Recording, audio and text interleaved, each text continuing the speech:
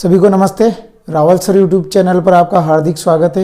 आज मैं आपको क्लास 10th का जो व्रत वाली जो प्रश्नावली है, इसका जो महत्वपूर्ण एक प्रमेय है उसको हम सोल्व कर रहे हैं। तो चलिए हम शुरुआत करते हैं।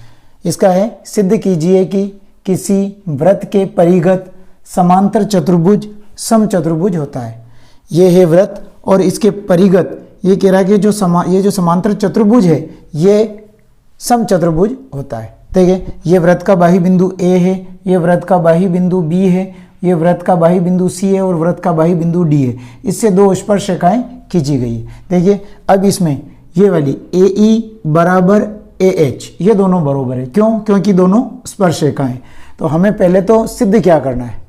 सिद्ध करना है। सिद्ध करना है कि ए बी सी डी एक समचतुर्भुज है। समचतुर्भुज है। समचतुर्भुज ये हमें सिद्ध करना है। और समचतुर्भुज किसे कहते हैं? जिसकी चारों भुजाएं समान हो लेकिन विकर्ण बराबर नहीं हो, उसे समचतुर्भुज कहते हैं। अब हमें इसमें लेते हैं, देखिए, ए ई बराबर ए एच, ए ई बराबर ए एच, समीकरण नंबर फर्स्ट। ऐसे ही हम लेंगे इसमें बी ई बराबर बी एफ, बी ई बराबर बी एफ, समीकरण नंबर सेकंड। फिर हम इधर लेंगे सी जी बराबर सी एफ, सी जी बराबर सी एफ, समीकरण नंबर थर्ड। और डी जी बराबर डी एच, डी जी बराबर डी एच, समीकरण नंबर 4। ये 4 समीकरण हैं। देखो, ए ई बराबर हैं ए एच के, क्योंकि ये भी स्पर्श रेखा है और ये भी स्पर्श रेखा। जब व्रत के बाही बिंदु से कोई भी स्पर्श रेखाएं खींची जाती है तो वो आपस में बराबर होती है, इसलिए ए ई और ए एच बराबर है। वैसे ही बी ई और बी एफ बराबर है, जी सी और सी एफ बराबर है, डी जी और डी एच बराबर है। अब हम यहाँ पे लिखेंगे समीकरण 1, 2, 3 व 4 को जोड़ने पर तो हम ए ई बराबर वाली संख्या हम इधर जोड़ेंगे और बराबर से उधर जोड़ेंगे।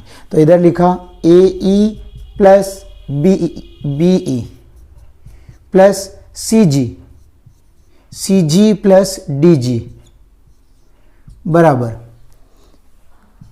ए एच के पास में एच वाले को रख दो प्लस डी एच प्लस अब B F plus C F, ये हमने इसको जोड़ दिया। अब देखो, ए ई प्लस बी ई, यानी ए ई और बी ई को हम जोड़ते हैं तो ये बनता है ए बी।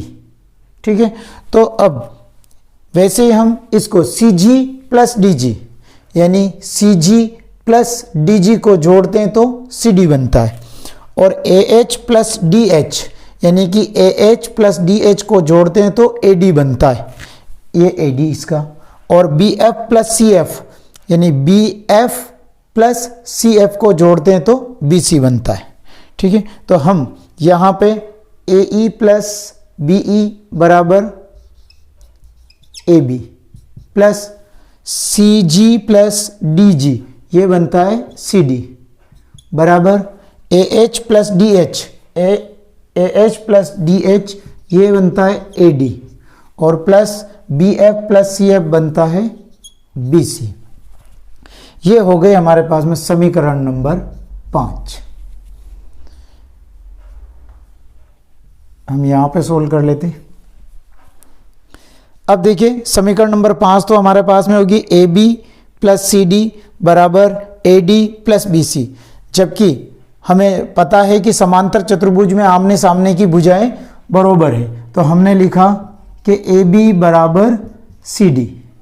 प्रश्न में यही कह रहा है कि समांतर चतुर्भुज सिद्ध कीजिए कि किसी वृत्त के परिगत समांतर चतुर्भुज समचतुर्भुज होता है। समांतर चतुर्भुज की बात करो तो समांतर चतुर्भुज किसे कहते हैं? जिसकी आमने सामने की भुजाएं बराबर होती है, तो वो हम लिख लेते हैं। अब ए बी बराबर सी डी और बी सी बराबर ए डी, बी सी बराबर ए डी, और यहां पे लिख देंगे समांतर चतुर्भुज, समांतर चतुर्भुज की सम्मुख भुजाएं समान होती है। ये हो जाएगी अपने पास में समीकरण नंबर 6। अब हम समीकरण नंबर 5 और 6 को हम जोड़ेंगे, ठीक है। अब देखो समीकरण नंबर 5 और 6 से, समीकरण नंबर 5 में क्या है? A B plus C D, यानी कि ए बी और सी डी जब बरोबर हैं तो हम इसको सी डी को हम क्या लिख सकते हैं? ए बी भी लिख सकते हैं। तो समीकरण, ये समीकरण नंबर 5 है कि A B plus C D बराबर A D plus B C, और समीकरण नंबर 6 है ए बी बराबर सी डी और बी सी बराबर ए डी। ये दोनों बरोबर क्यों हैं? क्योंकि समांतर चतुर्भुज की सम्मुख भुजाएं बरोबर होती है। तो ए बी बराबर हो जाएगी सी डी के, ए बी बराबर सी डी, और बी सी, ये बी सी भुजा हो जाएगी ए डी के बराबर, क्योंकि समांतर चतुर्भुज की सम्मुख भुजाएं बराबर होती है। हम लिखेंगे यहाँ पे समीकरण 5 व 6 से, समीकरण नंबर 5 और 6 से देखो ए बी सेम है तो सी डी, तो यानी कि ए बी, अब देखो ए बी और सी डी बरोबर है तो हम इस सी डी को भी क्या लिख देंगे? ए बी कर देंगे। तो यहाँ पे लिखेंगे A B plus A B बराबर, इसको जोड़ा, और इधर A D plus A D. क्यों? क्योंकि यहाँ पे हमें पता है कि ए बी बराबर सी डी है और ए डी बराबर बी सी है, इसलिए हमने इसको, इस सी डी को भी हमने ए बी कर दिया और इस बी सी को भी हमने ए डी कर दिया। इसको हमने जोड़ा तो 2 ए बी बराबर 2 ए डी, 2 से 2 कैंसिल, तो ए बी बराबर ए डी। देखिए अब ये वाली भुजा इसके बरोबर हो गई, यानी कि पहले हमने बताया कि ये और ये भुजा तो बरोबर है, अब ये और ये भुजा भी बरोबर है। तो जब ये और ये भुजा बरोबर है और ये भुजा और ये भुजा बरोबर है तो ये भी इसके बरोबर है। तो अतः ए बी सी डी एक समचतुर्भुज है, इति सिद्धम।